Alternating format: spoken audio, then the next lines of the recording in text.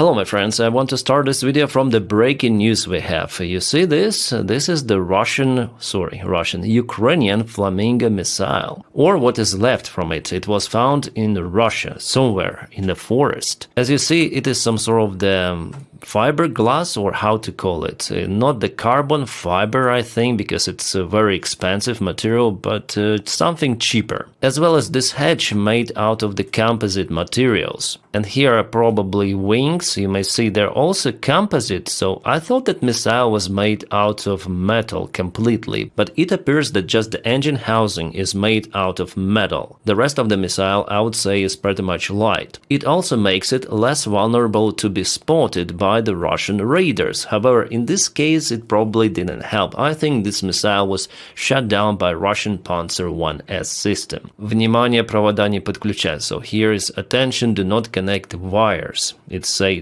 And here is why I think that this missile was after all shut down, because those holes like here and there, they only could be done by some of the object that penetrated this missile's skin. Could those be some of the internal parts, like for example moving rotor, and by the way this is the engine housing?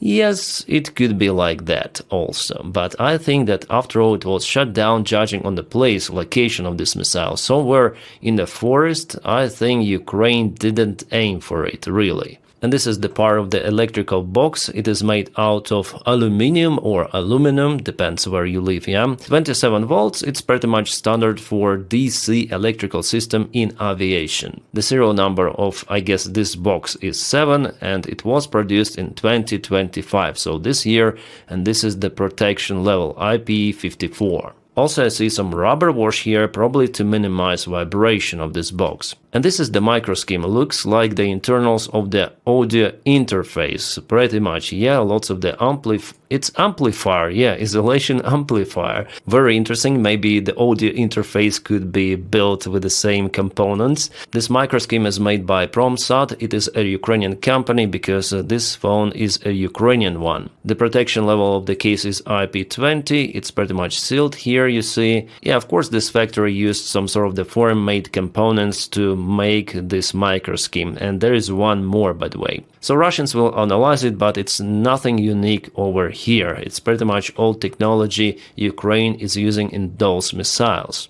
And what is this? Oh, this is some sort of the transmitter or receiver. Yeah, this is the antenna for communication. Wi-Fi password, we have everything. Can I just scan this QR code? Oh, you just have the password here and the name of the network, that's it. Yeah, it just gives me the same numbers here, nothing more. And judging on that, I think Ukraine is capable to correct the flight path of this missile. So this is overall a communication box, you see? This aluminum box with some of the shock mounts and micro schemes, it survived the crash. So yeah, it's the FAL-1 missile with some of the new modern technologies implemented, and it's way bigger than FAL-1. And that makes Flamingo missile, I would say, kind of vulnerable against the Russian air defense. Yeah, it's made out of the composite materials, as we already understand. Composites are pretty much transparent for the radio waves, but in the forward part there is the huge warhead, and also it has a big engine, plus the aft part is made not out of composites, but I think it's metal, aluminum as well. Yeah, sorry for the image quality, that is what I was capable to find in internet, comparison of the sizes, and here you see that Flamingo is really huge, even compared to the Russian Caliber missiles, which Russia launches from their ships in Crimea. And Tomahawk is almost 1 meter shorter compared to Flamingo, also it's very narrow. Yeah, it may carry less of the payload, but nevertheless it's very hard to detect Tomahawk. Taurus, you may say it's even shorter, but it is used to bust the bunkers. And I'm out of clue why Germany is still not providing Ukraine with Taurus. Well, I guess if Donny sends a couple of the Tomahawks to Ukraine, Germany may send some of the Taurus. I think so, because it was the story with tanks. So United States at first agreed to supply to Ukraine Abrams tanks, and then Germany, Chancellor Scholz, as far as I remember, he agreed to supply Leopard 2 tanks. Only after Americans. They don't want to be first, they don't want to escalate from their side. escalation. Yeah, all say about escalation, but Ukraine does some interesting steps. However, this missile is big, it's new, it's very wet, so of course Tomahawk in general is better for Ukraine, because for Russia it would be very, very hard to hit this missile, to shut it down in their airspace, even with Panzer 1S. Tomahawk is very nimble, it's very narrow, and it's damn fast. So because Russians still have some of the air defense systems, Ukraine decided to clear the way for Flamingos. For example, this video was just published and it's brand new. I haven't watched it myself, so while filming this update I'm gonna look through it with you, and I already see that it is the radar of S-400 system. Just 3 days ago Russia already lost one of those radars, and again Ukraine somehow finds them and kaput. So let's watch this video, it's very interesting. Okay, so there is the system. Oh, there is the kaboom! From the very, very far distance, and Ukraine is using shark drones to nail everything. Yeah, shark drones. Even the location looks the same, but before there was different system. Yeah, with couple of the launchers. Now Russians deploy or start to deploy this kind of the radar, and immediately it was spotted and kaputted. It is the most expensive part of S-400 air defense. And it wasn't a decoy, because there are some of the supply vehicles nearby, and probably, well, this could be even a launcher. And do Russians have decoys of their S-400 systems to build this one? It's a very huge vehicle with this radar. I don't think they have the one. Well, they have something like this, inflated stuff, but it wasn't the one for sure, because after kaboom the vehicle was still out there. Yeah, looks like launcher of S-400. You see this truck, it's huge, it's more than a Patriot system, I mean bigger, way bigger. Well, maybe Ukraine used some of the drones or HIMARS artillery to hit that target. But it was again a very, very precise strike, exactly what happened 3 days ago, but it's completely different case, different video. Well, President Zelensky today stated that Ukraine will intensify long-range strikes on Russian Federation using different weaponry. Well, my take that Ukraine is pretty much serious about massive use of Flamingo missiles. Maybe those were produced for the last couple of months massively. Judging on the current scale, I guess roughly 30 of Flamingos could be in Ukraine, ready to launch almost. But for that strike to be successful, I think Ukraine should use Russian tactics. First of all, they exhaust Ukrainian air defense with the help of the Shahed drones, and Ukraine might do the same with FP-1 drones, Luty, Beaver, and just after send Flamingo, because Panzer 1S, it has I think 4 of the missiles ready to go, and later on it needs reloading. And I would say that in many of the cases Panzer 1S is very effective against low-flying targets. Well, sometimes the Russians hit their homes, like it happened not long time ago in Belgorod. There was the video that I cannot show you here. The Russian missile just hit the top floor of the residential building, and some of the Russian publics, they say it was the strike of Tomahawk missiles, which were supplied to Ukraine. Yeah, sometimes Russian media or Russian channels, they're crazy. Well, I just hope that one day Ukraine gets those Tomahawk missiles after all. Plus, there was the big meeting yesterday where Zelensky approved the new SBU strikes aimed at weakening Russia. Some new spiderweb-like operations could be done by Ukraine pretty much soon. Well, I guess we'll all wait for it, but performing spiderweb for the second time, I think that after all it could be pretty much difficult for Ukraine, because Russia already knows that trick. But how effective Russians could be in stopping those operations, that's the other factor. We know how Russian FSB performs their duties, how they slept absolutely the Crocus City Hall operation and Spiderweb. Also, by the way, Ukrainian strike on Kursk, because after all it's the duty of FSB to protect the border of Russia. Yes, the border control forces belong to FSB. Oh, what is happening? Can we help somehow? This is Feodosia, Crimea, the biggest oil storage that was hit. Oh my god, it is still burning for the 4th or 5th day. You can see Russians are wasting precious water over there, and they don't have any sort of the helicopters. Come on, there's a big airfield dedicated to those helicopters which might carry some of the water. Russians also have B-200 aircraft, a water tanker, firefighter one, but no, they hesitate to use that stuff. Well, maybe they just understand that it's kind of useless to extinguish the fire after all. It already destroyed this big oil tank, and not just one. There are many more that burned down completely, so it's the great success of Ukrainian operation deep in occupied territory of Crimea and sometimes in Russia too. Oh, breaking news, we have it from the Russian channel. Sorry guys, I don't have the time to translate it for you visually, but I can translate it verbally. An aircraft MiG-31 crashed in Lipetsk Oblast, Ministry of the Russian Defense reported. It happened during the approach for landing after commencing the training flight. Crew ejected, there is no threat for their lives.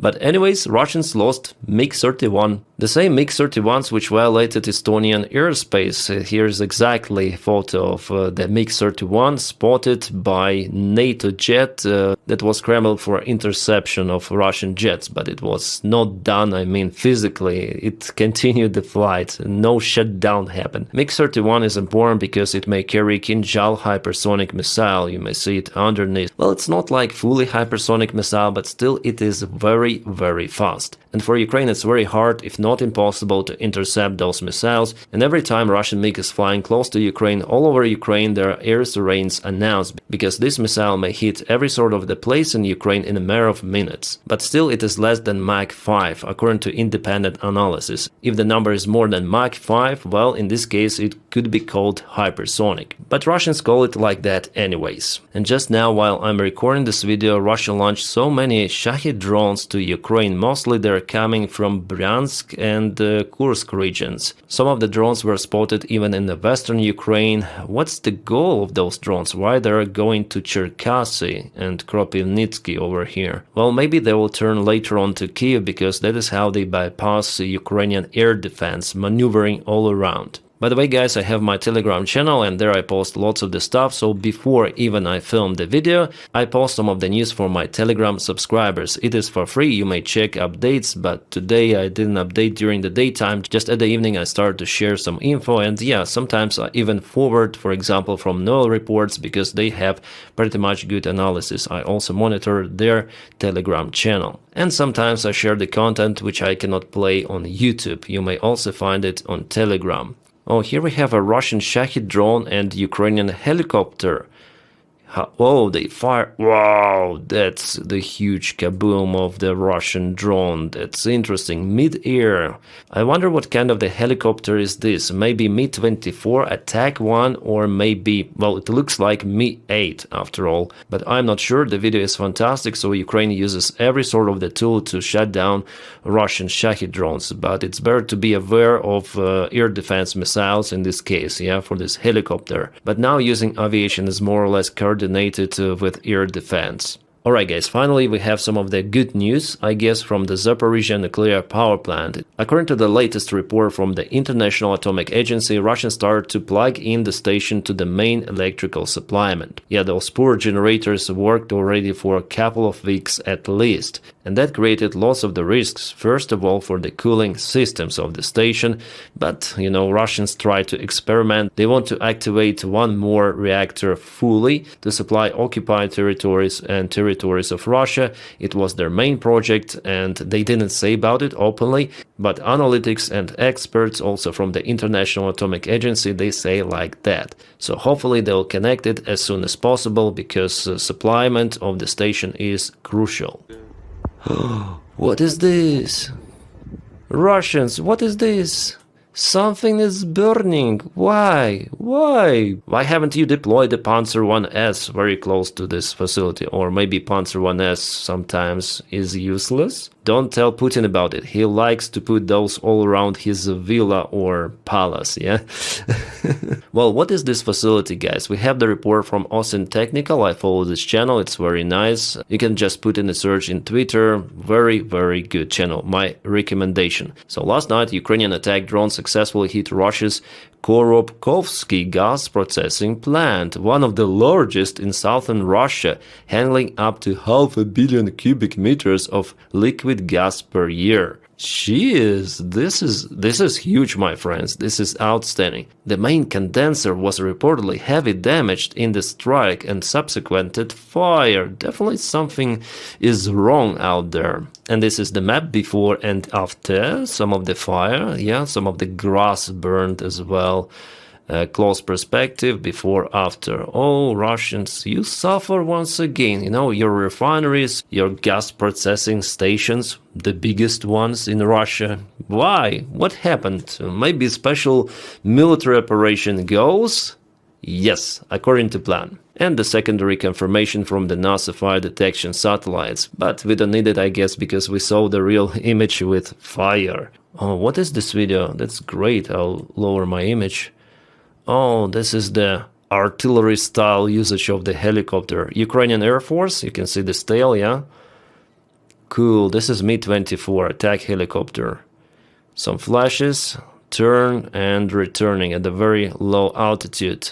Awesome. It's not very precise usage of the helicopters as artillery, but all the sites are using helicopters like that nowadays. Wow, that's awesome. And this is Ukrainian Sukhoi 27, and you see what is here. This is JDAM, yes, American-made gliding bomb. Awesome. This is fantastic, wunderbar airplane, looks awesome. One of my favorite jets, and it's also very big. I think it's 500 pounds JDAM. French ISM bombs, they're a little different, you may see them here, and this is probably Sukhoi 25 attack airplane, yes, I guess. And you see, this guy likes anime, Attack of Titans.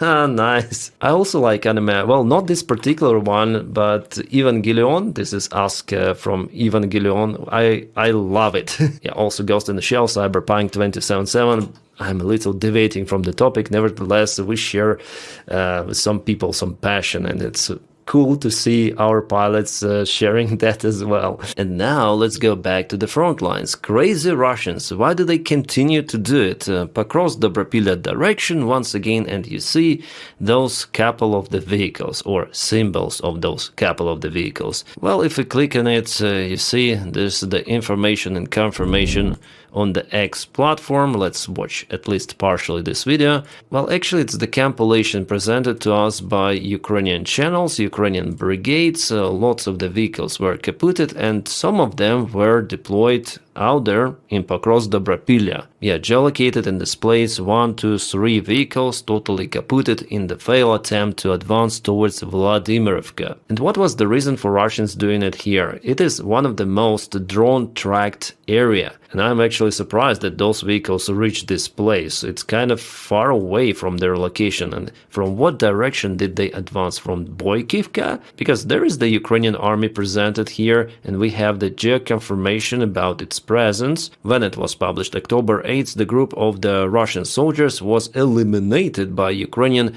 425th Assault Regiment. The source is the Skala Regiment of Ukraine, and I already showed it to you yesterday, this Russian group of the soldiers.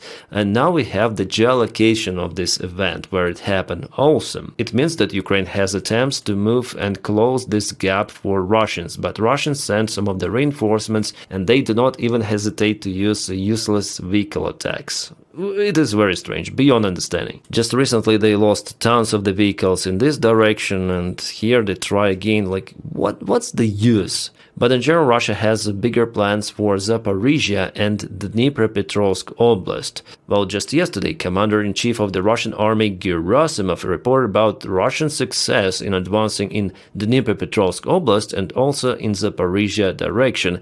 From his words, I understood that now it's the priority direction for Russia. Yeah, Russians still remain quite active in Pokrovsk and Konstantinovka pockets, but Zaporizhia, from what we know already, because yesterday I showed you some of the information that Russia sent the reinforcements actually from Pokrovsk direction to the Dnipropetrovsk Oblast. Well, maybe Russian military command definitely changed the plans for the massive attack operation, which was planned before.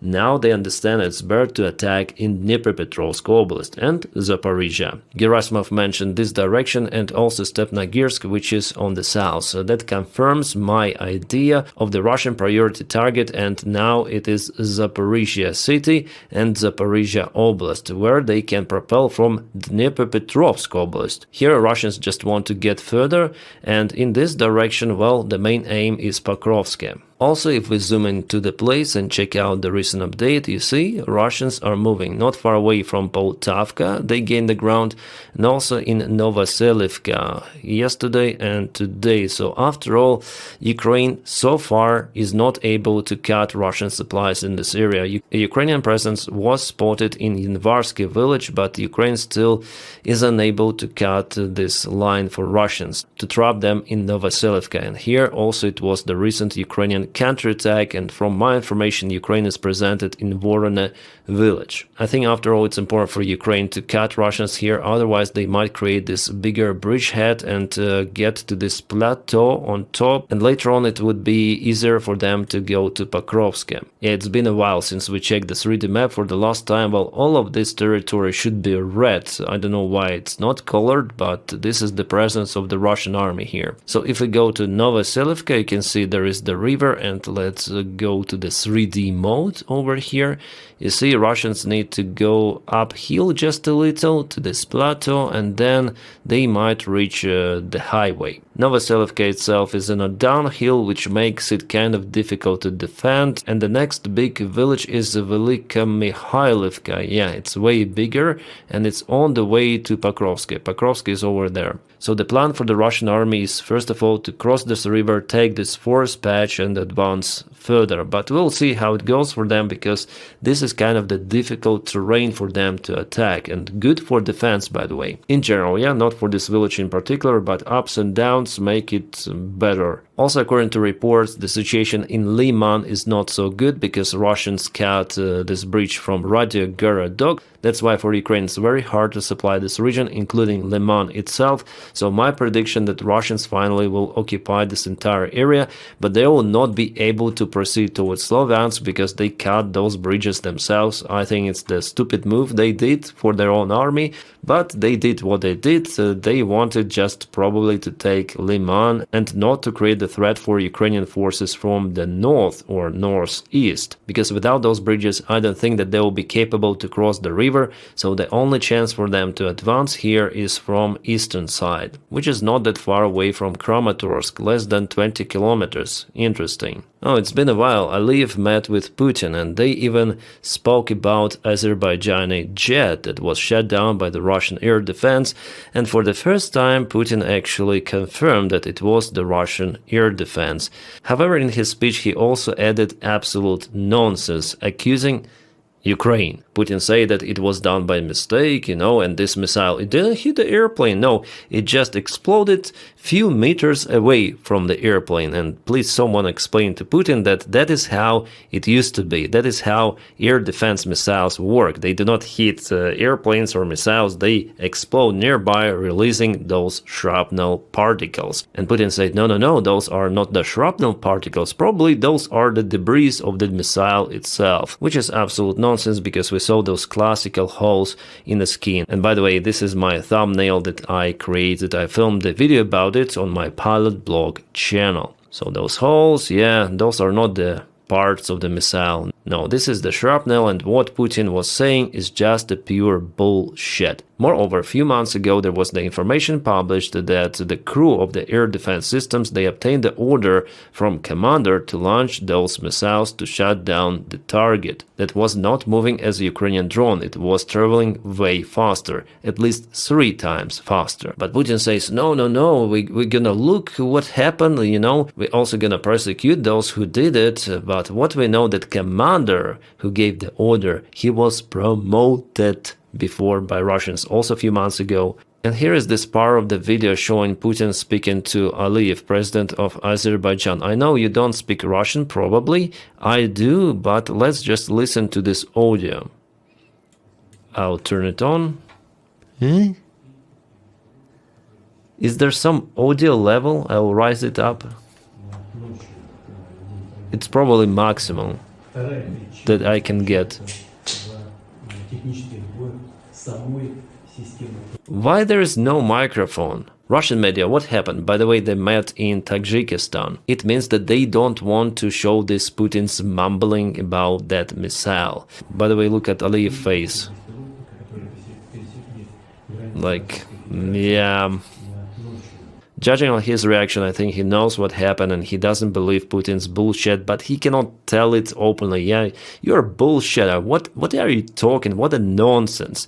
Unfortunately, yeah, they have to play this politician game. We have what we have. Okay, guys, it was a fantastic video review. Somehow I obtained the pleasure of filming this video. It's a long forgotten feeling because mostly I perceive my job as a job, but today, yeah, maybe I have just a new gear. Yeah, this year I invested a lot into my gear, into video production, so thank you so much for supporting my channel on Patreon and on membership. The link for my Patreon you may find right in the video description just below. And for membership, just press join. And today I promise to record the separate content for my patrons and members. Yeah, sometimes I do it, not very often, because after all my time is quite limited, but I try to do it. So thank you again so much, guys, for your kind support. And I wish you all a peaceful sky wherever you are, and have a great time.